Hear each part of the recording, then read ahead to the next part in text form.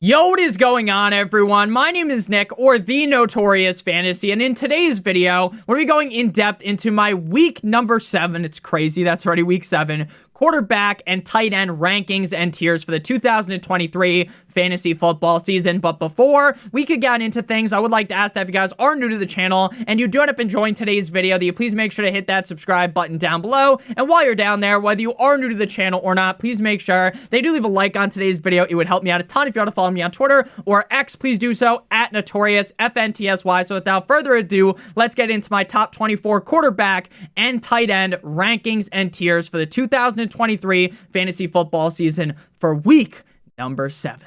We begin with the S tier at the quarterback position at number 1 with Jalen Hurts, quarterback of the Philadelphia Eagles, going up against the Miami Dolphins this week at home in Philadelphia. Last week up against the New York Jumbo Jets, but despite the fact that that was a disastrous game for Jalen Hurts, he was still the quarterback 2 on the week and has been a top 9 quarterback over the last 5 games. This week, he gets a Dolphins defense that is relatively soft in what should be the highest scoring tit-for-tat, rock'em sock'em robots matchup of the week. I really think Jalen Hurts is going to be a lock to be a top 3 quarterback this week, and I think ultimately, when all things are said and done after Monday Night Football, Jalen Hurts will end up as the QB1. At number 2, we have the other quarterback in this game, Tua Tagovailoa of the Miami Dolphins, going up against the Philadelphia Eagles in Philadelphia. Quarterback 3 last week up against the Carolina Panthers. Quarterback 12 the week prior up against the Giants. I believe that Tua Tagovailoa will be in for this whole entire game. Last week, they ended up tugging him out like his name was Deshaun Watson towards the end of the game to put Mike White in. I feel like this is going to be a very close, high-scoring game when you have Tyreek Hill and Jaylen Waddle at your disposal.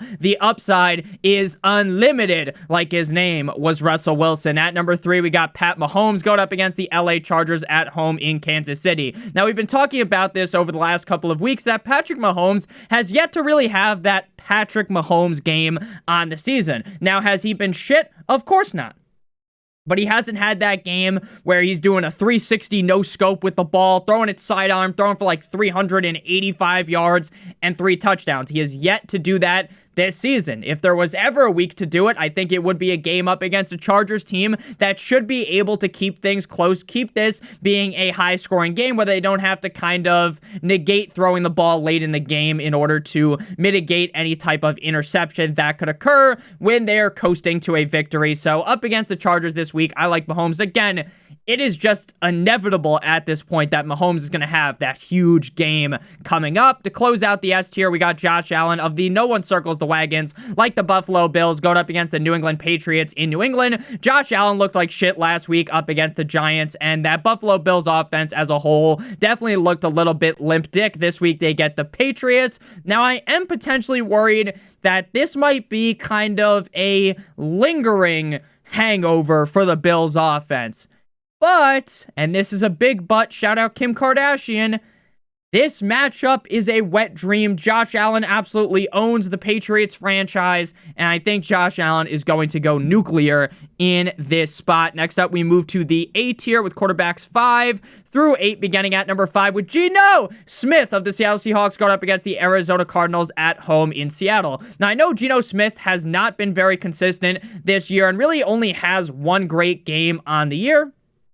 But with that said, even through the trials and tribulations of Geno Smith's season, this week he gets the Arizona Cardinals. This week he has one of the easiest, if not the easiest, matchup for a quarterback. I think Geno Smith hops back on the saddle and bounces back this week, regardless of the health of Metcalf and Tyler Lockett. At number 6, we got Lamar Jackson going up against the Detroit Lions at home in Baltimore. Now, this matchup definitely scares me. It feels like every single week, the Lions defense just continues to get better. And that scares me for this matchup for Lamar Jackson. But at the end of the day, the rushing upside of Lamar Jackson is so astronomical that even in a tougher matchup, Lamar Jackson is going to be able to potentially negate that with his feet. He hasn't had a huge game since week 4, and I think this feels like another game that could be one of the higher scoring games on the week, despite both of these teams. Well, the Lions have a really good defense. The Ravens defense kind of middle of the road. At number 7, we got Justin Herbert, the pervert, going up against the Kansas City Chiefs in Kansas City. Justin Herbert, the pervert, has yet to have a game outside the top 12 at the quarterback position this year. Great for Herbert. He has been the definition of consistency, like wrapping a condom over your team. Continue to roll out Justin Herbert with confidence. And again, this really does feel like one of the higher scoring games on the slate. At number 8, we got BCB, Big Cock Brock Purdy of the 49ers going up against the cold like Minnesota Vikings in Minnesota on Monday Night Football. Now I know Brock Purdy was a complete and utter unmitigated disaster last week against the Browns, a flaming pile of dog shit. Now Debo, Christian McCaffrey, they may play, they may not play, but guess what? It doesn't fucking matter when you're going up against the Vikings defense. Brock Purdy, again, he was down bad. He was down in the gutter last week, but I expect him to rise again this week up against a not-so-hot Vikings defense. Moving now to the B tier at the quarterback position. These are all still quarterbacks that you feel pretty confident in my opinion. At number 9, we got Jordan Love Me Tender, Love Me Sweet of the Packers going up against the Denver Broncos in Denver. Now, the Packers were on a bye week in week 6, but the week prior up against the Las Vegas Raiders. I thought Jordan Love was going to take that defense out back, take them to Pound Town, and it was the exact opposite of what I thought. Jordan Love struggled mightily. 0 touchdowns, 3 interceptions. Bro was looking like fucking Mac Jones out there.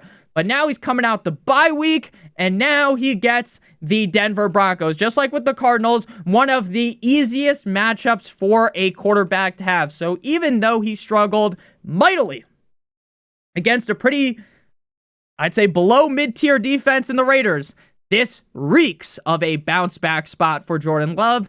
Plus, before this downward game, he was the quarterback 3, 16, 6, and 12. So one down game shouldn't be what sticks in your mind. Like, I know if you had Jordan Love and you lost because of that, you're probably pissed, but try to forget it. You know, like the Men in Black thing where they have the, like, erase thing that they put up to your face and it erases your memory. Erase your memory on that game against the Raiders. This is a bounce-back game up against the Broncos in Mile High. At number 10, we got the Goffinator, Jared Goff, going up against the Baltimore Ravens in Baltimore.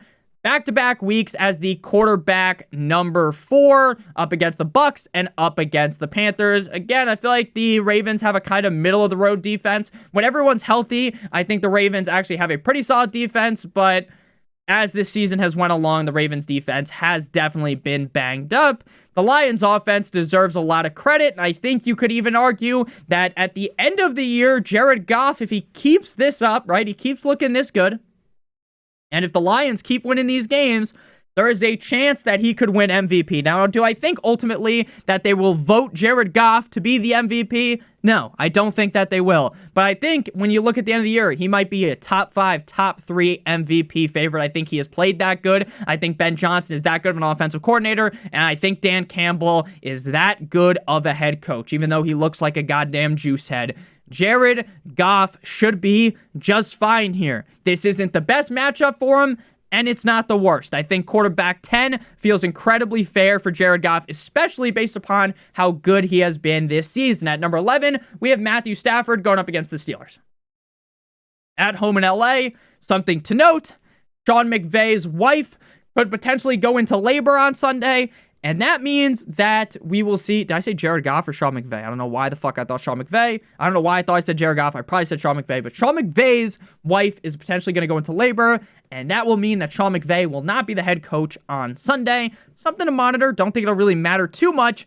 But it should impact Matthew Stafford if that does happen. I would move Matthew Stafford down the rankings. Just ever so slightly, I'd put Sam Howell above him. This matchup is pretty against the Steelers. The Steelers are coming out the bye, and I think the defense is going to look a little bit stronger coming out the bye week. But Matthew Stafford has continued to look much better with Cooper Kupp back. He's got Cooper Kupp, Puka Nacua, and even without the running backs, you know, because everyone's fucking hurt in the running back room, even if Darrell Henderson ends up being the lead back, I still think Matthew Stafford should be able to get it done as a top 12 option. At number 12, we got Sam Howell of the Washington Commanders going up against the New York Football Giants in MetLife. He has been a top 14 quarterback every single game except for that game where he looked like absolute dog shit against the Bills. 0 tugs, 4 interceptions last week, 3 touchdowns. 0 interceptions, quarterback 7. Now, something that scares me is that I feel like this is going to be a low-scoring game. But that's kind of the devil on the shoulder telling me that. What the angel is saying is, Nick, it might be low-scoring, but I think Howell's going to still have a good game because the Commanders are going to be the team doing all the scoring, and that's what I lean closer with, that maybe the Giants won't be able to get it up. Maybe they'll need a Viagra in this one, but I still think Sam Howell will end up on top. Moving now to the C tier, we're starting to feel like, okay, we might be in a pickle having to start these guys, but we don't necessarily want to start these guys. Russell Wilson, Mr. Unlimited, going up against the Green Bay Packers, quarterback 23 last week against the Chiefs. I'll give Russ some credit. He hasn't been as bad as last season. Now, does he look like the old Russell Wilson that was in a Seattle Seahawks uniform? Fuck no, baby. But he doesn't look like a complete and utter unmitigated disaster every single week. The matchup pretty mid against the Packers. I think Russ will be just okay enough to end up as like a top 18 guy, but it wouldn't surprise me if he was like the quarterback 20, even with all the teams on bye. Because again, I don't really think while I've talked about how Russell Wilson has looked better, it doesn't feel like you still really feel like, oh, great, I get to play Russell Wilson this week. It's like, shit, Russell Wilson is my starting quarterback. At number 14, we got Deshaun Watson of the Cleveland Browns going up against the Indianapolis Colts in Indianapolis. I believe Watson will play. Shoulder listed as questionable. Watson was able to practice on Friday, making it the second straight day he was on the practice field. It appears he will make the start in his first game since week 3. Now, on paper, this is a wet dream matchup for the Cleveland Browns offense going up against the Indianapolis Colts. Watson, very topsy-turvy this season. Week 1 comes out on fire. Quarterback 5. Then week 2 against the Steelers, crumbles like a fucking Jenga tower. Quarterback 27. And then bounces back against the Titans, quarterback 10. Now, we haven't seen him in week 4. They were on bye week 5, and he was not there week 6 against the 49ers in a game that the Browns won. So Deshaun Watson might be a little bit rusty, which somewhat concerns me, but the matchup should be good enough for him to succeed. At number 15, we got Kirk O'Chains, going up against the 49ers. This matchup reeks to high heaven. This matchup reeks of Kirk Cousins being terrible, especially since it's a night game. Now, I'll give Kirk some credit, right? In that night game against the Eagles, he came to play in week 2, quarterback 2. But that Eagles defense, pale in comparison to the 49ers. The 49ers have one of the best defenses in the NFL. So without Justin Jefferson, I think we're kind of throwing Kirk out there to the wolves. If there was not 6 teams on bye this week, there is no way in hell Kirk Cousins would be ranked this high. At number 16, we got Baker Mayfield going up against the hot Atlanta Falcons at home in Tampa. Now, I know Baker Mayfield shit the bed in a big way last week against the Lions. 1 interception, no touchdowns, just 8 fantasy points, laughably bad. But the Atlanta defense, definitely not as good as the Lions defense. This feels like a game where Baker kind of gets back. Now, he's not going to be fully back. Fucking top 8 quarterback on the week, but I think quarterback 16 for Baker feels fair. Moving now to the D tier, we got Josh Dobbs and Desmond Ridder. Again, it's starting to feel even grosser. Your stomach starts a rumbling when you see Josh Dobbs potentially entering your lineup. Quarterback 19 last week, 22 the week prior. He's been in a bit of a downward spiral, but he still doesn't look bad. Hopefully Kyler comes back soon, but the matchup against Seattle is good enough to kind of be the reasoning as to why I have him ranked ahead of Ridder. At number 18, Desmond Ridder. Now, Ridder is on fire. Quarterback 5 and 6 in back-to-back weeks. I'll give him his flowers where they are due. Now, last week, despite the fact that I don't think he passed the eye test, right? He didn't pass the eye test. He passed the stat sheet test, right? He threw 3 picks like a fucking buffoon.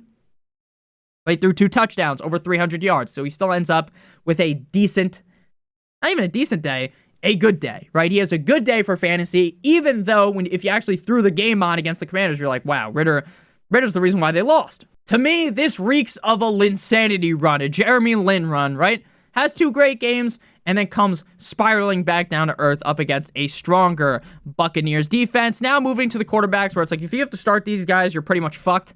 Quarterbacks 19 through 24, Kenny Pickett, small hands Pickett going up against the Rams in LA. I hope coming out the bye that with Deontay Johnson back, Matt Canada figures things out and this offense looks better.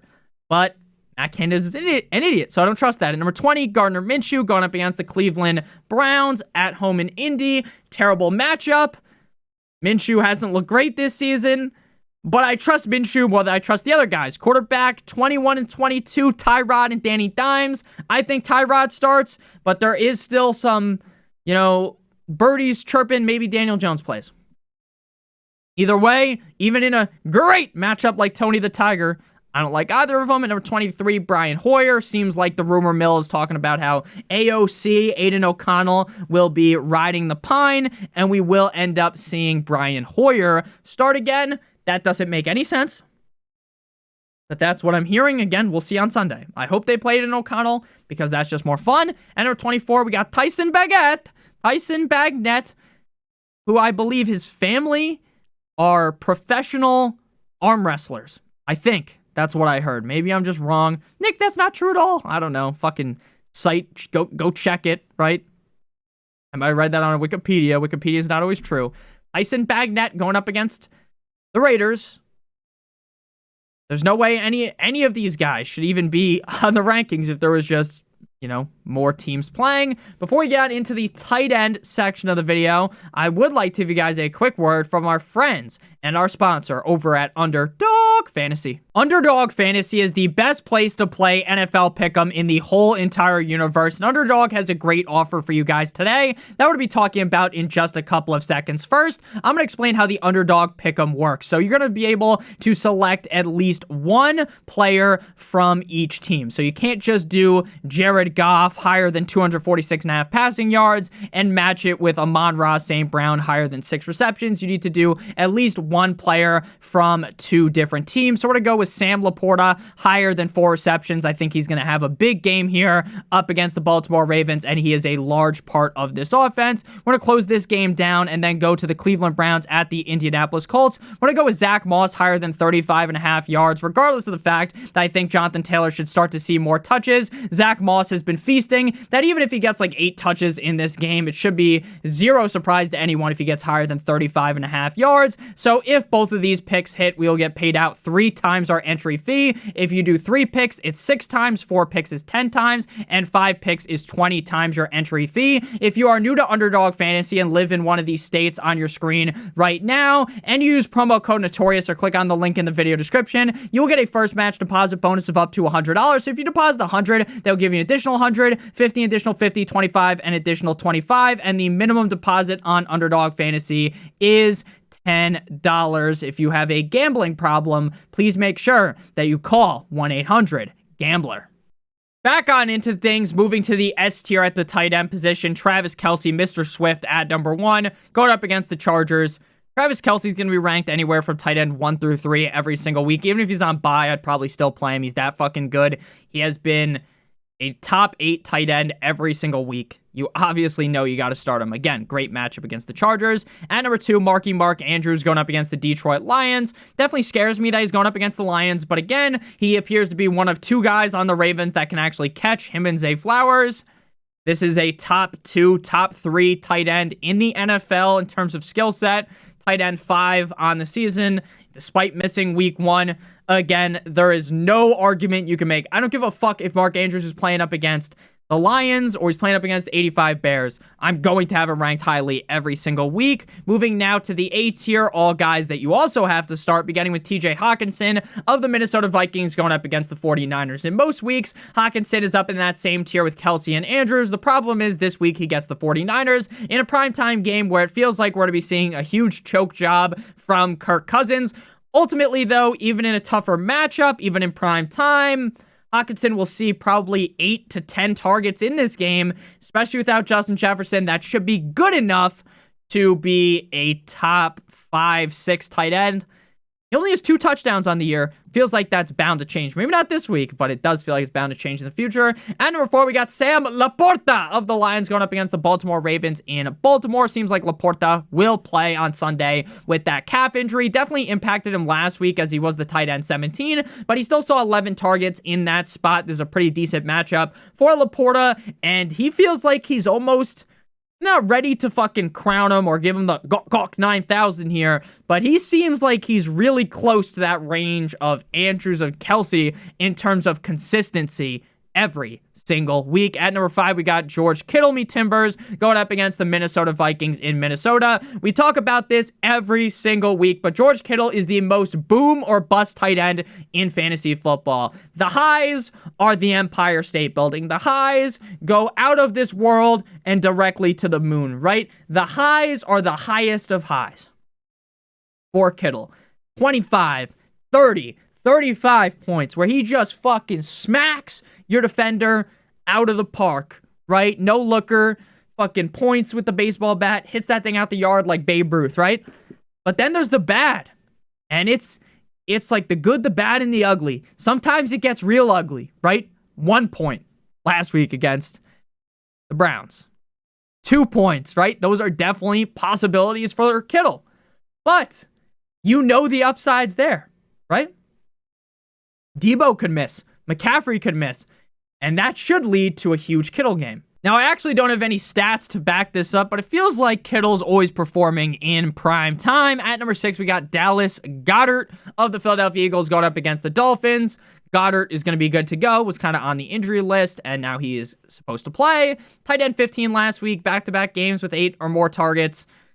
He is the starting tight end on one of the best offenses in the NFL, going up against a defense that kind of sucks, in my opinion, as a Dolphins fan. Jalen Ramsey's coming back very, very shortly, though, and that's going to be great for me. But right now, Goddard, not like fucking Ramsey would be on Goddard, but I hope you get the point.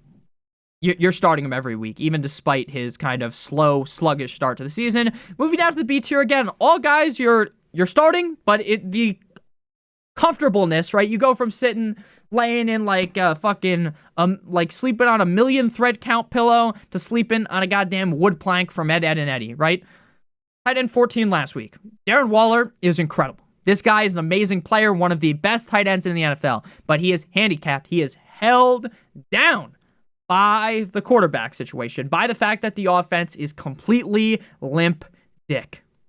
Commanders matchup is amazing. I'm salivating just thinking about it. But the quarterback is why he isn't ranked higher. Number 8, we got Logan Thomas going up against the Giants in New York. Tight end 50 last week, but that's kind of really out of the ordinary at this point. We've seen him get above 10 targets once this season, above 8 targets twice. He's been a top 12 tight end 3 times out of the 5 games he's played. I get sometimes he'll have lower performances, but I'm not really panicking off of that because the tight end position is very fragile, right? It fluctuates from week to week. And when you have that upside that Logan Thomas very evidently has, you're not ranking him lower. At number 9, we got Kyle Pitts. Now, Kyle Pitts has had back-to-back top 8 games. The Bucs matchup scares me, but we did just see the Detroit Lions do him a bit dirty last week. I'm starting to believe again in Kyle Pitts. But, again, these are all guys it's a little bit scary because for Kyle Pitts, it's like he's done it twice in a row. Can he do it again, right? Ritter was sparking up like his name was Snoop Dogg over the last 2 games. Is that going to happen again? I'm not sure. Moving now to the C tier, tight ends 10 through 12. We talked about this in the tight end start sit video. If you've enjoyed this far, hit that like button, hit that subscribe button. But Luke Musgrave is a nerds guy, right? If you look at all of these advanced analytics, it's like Luke Musgrave's popping off in all of them. But when are these advanced analytics going to turn into some fucking fantasy points? That's what we're waiting for.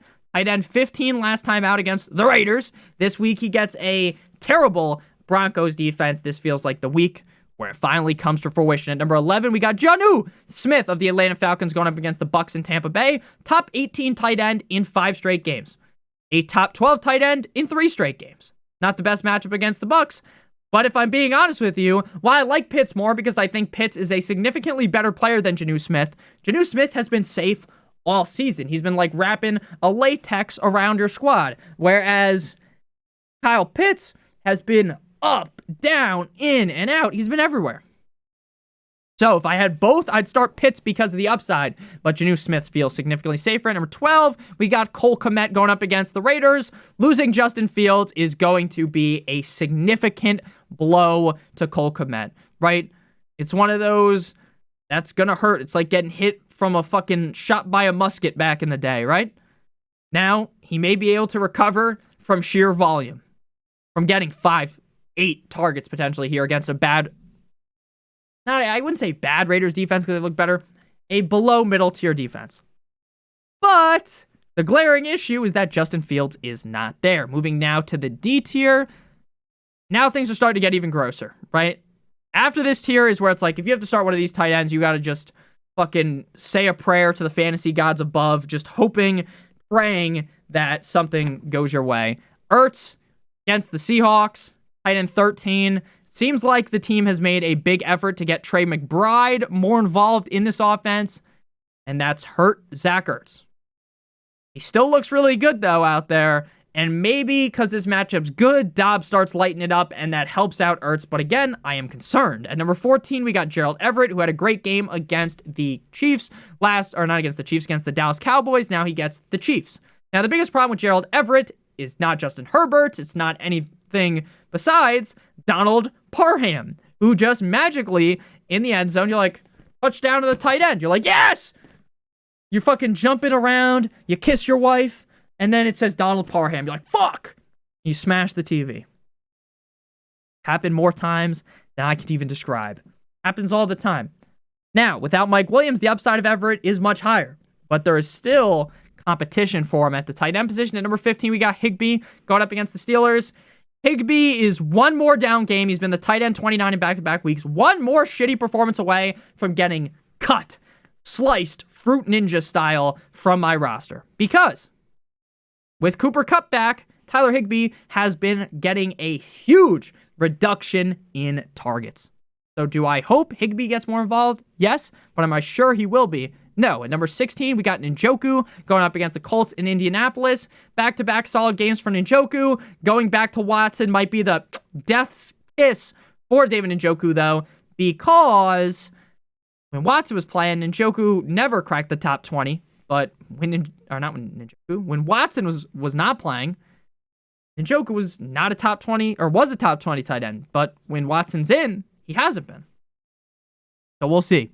Let's hope he gets involved. At number 17, Michael Mayer of the Raiders going up against the Bears in Chicago. Over the last 2 weeks, we've finally seen an awakening for Michael Mayer. It was like he saw 0 usage through the first 4 games, and then they were like, okay, we drafted this guy for a reason. Let's make a effort in getting him the rock. This is a guy that a lot of draft experts were given the Gawk 9000 to. A lot of people liked him coming out of college. Lands in a pretty good spot to be the tight end 1 with Darren Waller gone, but wasn't getting any involvement. But recently he has.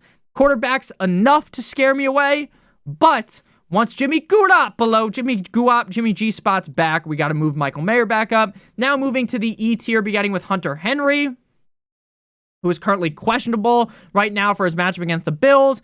Ankle listed as questionable, and people are saying there's a real chance that he's unavailable. Now, if he is unavailable, then I guess we'd have to rank Gesicki higher. But even as a Dolphins fan, I don't like Gesicki that much. Mainly because I don't like the Pats offense. The Patriots offense is putrid. Now, Hunter Henry was on fire to start off the season, tight end 1 and 2. And then after that, it's all been downhill. Like Humpty Dumpty falling off that wall. Good matchup against the Bills. But he's being held down by Mac Jones. Number 19, Cade Otton.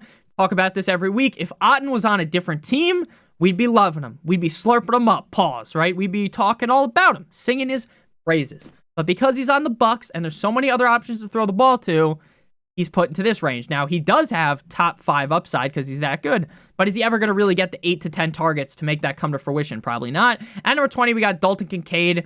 This guy is yet to be a top 12 tight end. Got a lot of praise coming out of college, coming into the NFL draft. Once he got drafted, I was someone that was a lot more cautious with Kincaid because they have Dawson Knox.